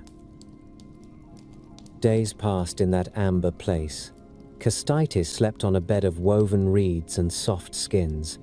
He ate fish cooked over a small fire that burned in a stone bowl. He watched Jurati move through the halls and speak to servants who appeared and vanished through side passages. Those servants kept their eyes down. They carried baskets of shells and wet cloth.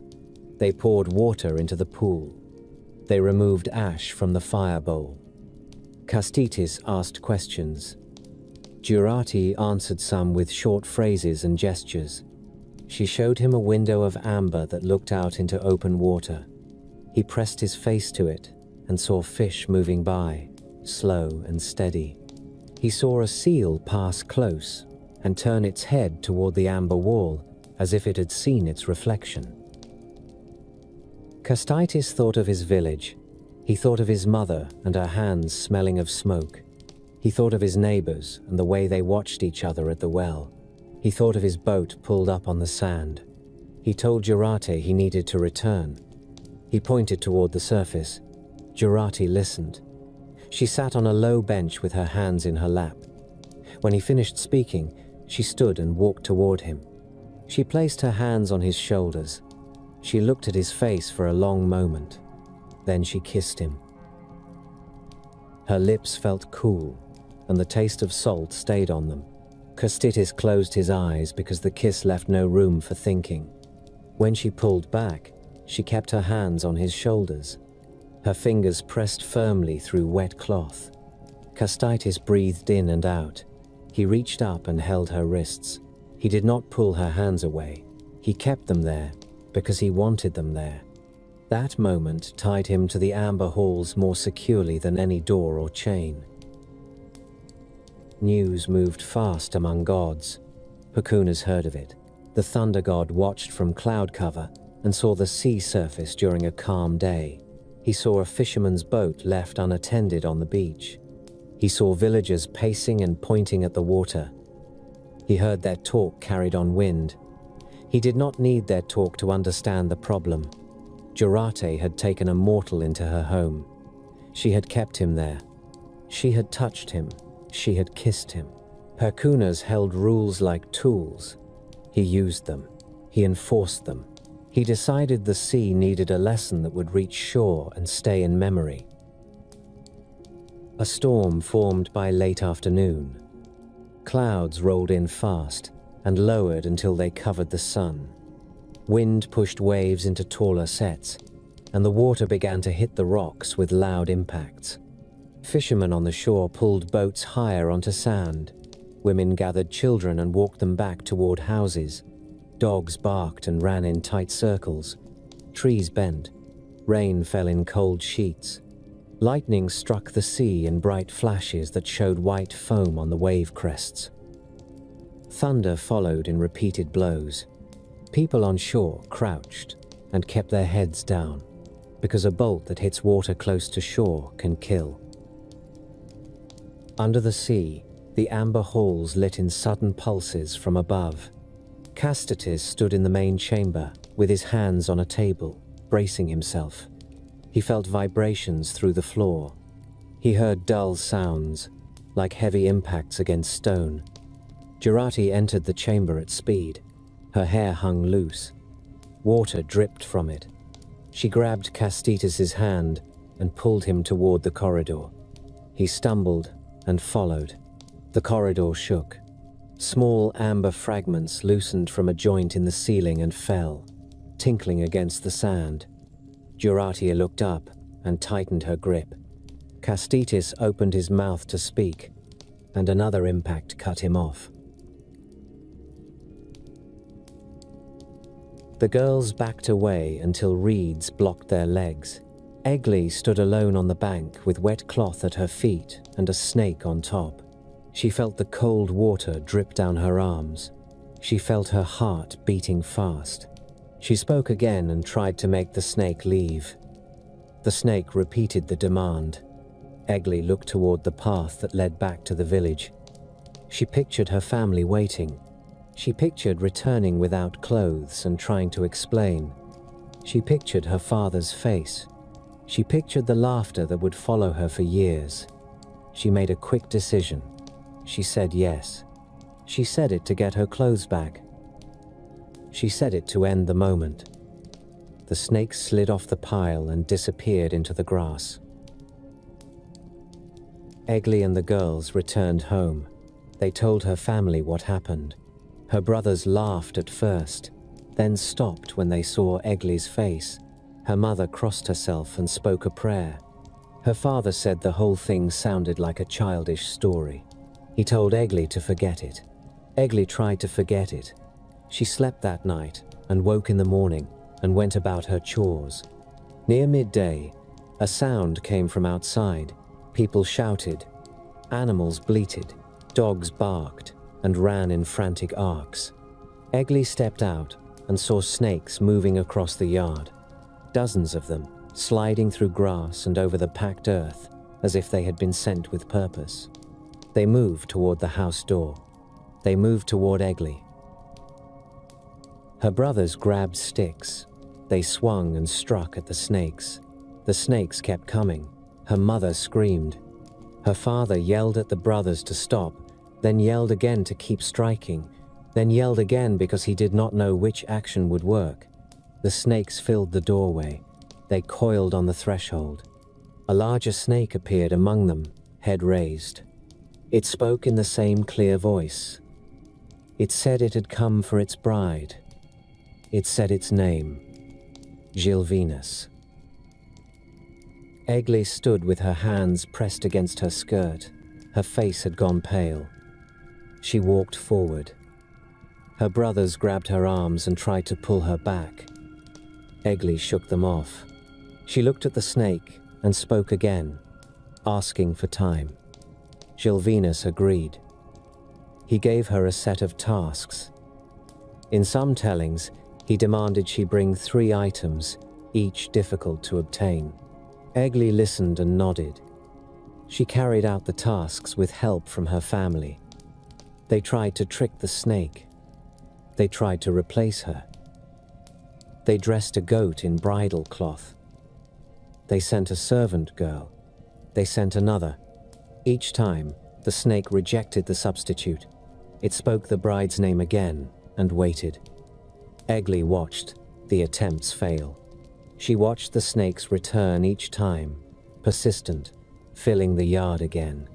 She realized the demand would not fade. She stopped resisting. She prepared herself. She put on clean clothes. She braided her hair. She kissed her mother and father. She held her brother's hands and then let go. Gilvinus led her to the water. Snakes moved around her feet as they walked, and the ground seemed to shift with them. Egli stepped into the river. Cold water rose around her legs. She kept walking. Gilvinus moved ahead, and the snakes followed. The water deepened. Egli began to swim. Her hair loosened and floated around her head. She tasted river water and coughed. Then the water changed around her. She felt air against her face and found herself in a place beneath the water with space to breathe, much like Castitis had found under the sea, though this place held different textures. Stones formed the walls. Green weed hung in curtains. Shells lay scattered on the floor. Light filtered through water above and moved in shifting patterns on the stones. Gilvinus stood in front of her in the shape of a man. His hair hung wet. His skin shone with moisture. His eyes held a steady look that did not blink often. Egli stood dripping and hugged her arms around herself. Gilvinus spoke to her in a calm voice. He called her his wife. He led her to a chamber with a bed of soft reeds and a low table with food laid out. Egli ate because hunger arrived in her body even during fear. She chewed slowly and swallowed. She watched him across the table. He watched her back. Their marriage began in that place. It continued because days kept arriving. Egli bore children. She gave birth underwater with other women helping, women with wet hands and firm grips. The children grew and learned to walk on the stone floor. They learned to swim and to stand in airspaces underwater. They learned the rules of that household. They also learned their mother came from the surface, because Egli spoke of the village and the sun and the smell of smoke from a hearth. The children asked to see it. Egli held them close and remembered her mother's hands and the yard and the sound of her brothers laughing. She felt a pull toward the surface that did not fade. After years, she asked Gilvinus for permission to visit her family. He listened. He agreed. He gave her a phrase to use at the water's edge to summon him and the path back. He warned her to keep the phrase secret. He warned her to speak it only herself. Egli promised. She took her children and rose to the surface. She walked back into her village with wet skirts and a tired face. Her mother cried when she saw her. Her father stood with his mouth open and then stepped forward and held her shoulders. Her brothers stared at the children and then at Egli, trying to decide whether to smile or to shout. They did both. Egli stayed for a time. Her children ran in the yard. They touched chickens and laughed. They ate bread and drank milk. They slept on benches near the hearth. They asked questions about every object. They asked why smoke rose from the roof. They asked why people kept animals inside wooden walls. Egli watched them and felt relief and worry at once, because she had brought river children into a village that did not understand them. Her brothers watched too. They saw the children's strange ease around water. They saw the way the children stood still when they heard snakes moving in grass. They decided Gilvinus had taken too much from their family. They pressed Egli for the secret phrase. She refused. They asked again. She refused again. They waited until the children went out to play. They followed them and offered sweets and small gifts. They asked the phrase as if it were a game. The youngest child spoke first. Then another confirmed it. The phrase left their mouths and entered the brothers' ears. The brothers returned to the river without telling Egli. They stood on the bank and shouted the phrase. Gilvinus rose from the water. He appeared first as a snakehead breaking the surface, then as a man lifting up from the river with water running down his chest. He looked toward the shore and saw the brothers holding clubs and axes. He opened his mouth to speak. One brother swung an axe and struck him in the shoulder. Another struck him across the head. Gilvinus fell back into the water. Blood spread in the current. The brothers kept striking until he stopped moving. They dragged the body to the bank and left it there, water running from it onto the mud. They turned and walked away with tight faces and fast breathing. Egli sensed the change before anyone told her. She walked to the river with her children behind her. She saw the water running clear and then saw dark color near the bank. She stepped closer and saw the body. She covered her mouth with her hand. She knelt. Her fingers touched wet hair and cold skin. She looked up at her brothers. Their faces held hard expressions. They did not speak. Egli stood. Her children gathered around her legs. They looked at the body and began to cry. Egli's face stayed rigid. She reached down and held each child by the shoulder and turned them away from the river. She spoke to her children with a flat voice and told them to stand in a line. They stood. They shook. She looked at each one and spoke words that changed their bodies. She changed them into trees. One became an oak. One became an ash. One became a birch. One became a trembling aspen. Their human forms vanished. Trunks rose from the ground where they had stood. Branches spread. Leaves appeared. The transformation left no blood. It left wood and bark and roots pushing into soil. Egli stepped back and stared at the new trees. Her mouth tightened. Then she changed herself. In some tellings, she became a spruce or a fir. In others, she became a tree with drooping branches. Her human body vanished, and a trunk stood in her place. The village yard held new trees where a family had stood minutes before. People walked past those trees for years. They touched bark. They broke off small twigs. They pointed the children to them and told them to keep their voices low. They used the story to explain why certain trees shook in wind, because the aspen leaves flutter easily and make a constant sound. They used the story to warn against betrayal. They used the story to warn against bargains with creatures from water. They used the story to explain why grief sometimes stays longer than a lifetime. On the coast, people continued to pick up amber after storms, rubbing sand off with rough thumbs. Inland, people continued to hang rowan and iron near cradles, leaving small offerings by the hearth. Both kinds of stories stayed in circulation because the land provided proof in physical things. Amber sat in a palm. Trees stood in a yard. Lightning split a trunk.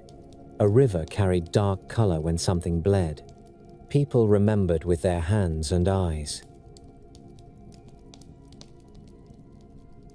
Men on horseback rode into a village at the edge of a sacred grove.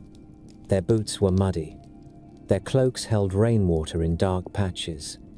A wooden cross rose from the led rider's saddle, tied on with cord. Behind them walked men on foot, carrying axes and bundles of stakes. The villagers watched from doorways and from behind fences. Some held babies against their chests.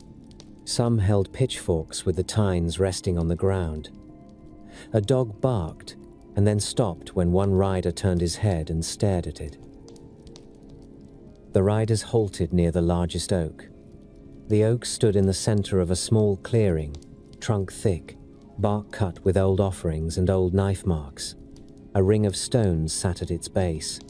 Ash from past fires lay scattered among the stones. A man in a simple robe stepped forward from the riders.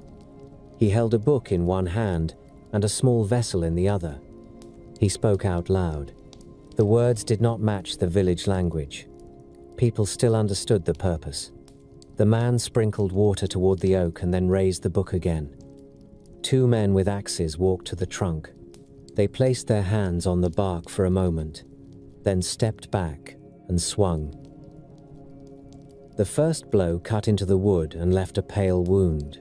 Chips flew. The second blow landed lower. The third landed higher. The rhythm settled. Axe head striking, wood cracking, breath forced out. The oak did not fall quickly. It held. It swayed once when a gust of wind hit its crown. The men kept swinging. Villagers watched with tight faces. An old woman took a small piece of bread from her apron pocket and held it in her fist until it crushed. A boy stepped forward and then stopped when his mother caught his shoulder and pulled him back. When the oak fell, it landed with a heavy sound that shook the ground. Branches snapped. Leaves scattered. The men with stakes moved in and began driving them into the earth around the stump. They hammered fast. The man in the robe walked the circle and spoke again. A few villagers crossed themselves because they had seen others do it. Others kept their hands still at their sides. Nobody shouted. Nobody ran. Everyone watched. That night, a fire burned in a hearth in the same village. A woman banked the coals and covered them with ash. She placed a small crumb of bread near the hearthstone with 2 fingers. She did it with a quick motion and a glance toward the door. Her husband sat on a bench and sharpened a knife on a stone. The sound stayed steady. Their child slept on a pallet, thumb in mouth. Outside, the new stake stood around the stump like a fence around a grave. In the distance, thunder sounded once. A weak rumble. The couple paused. The husband set the knife down. The woman lifted her head. They listened. No second rumble came. The husband picked the knife up again and kept sharpening. The woman lay down beside the child and stared at the ceiling until sleep came.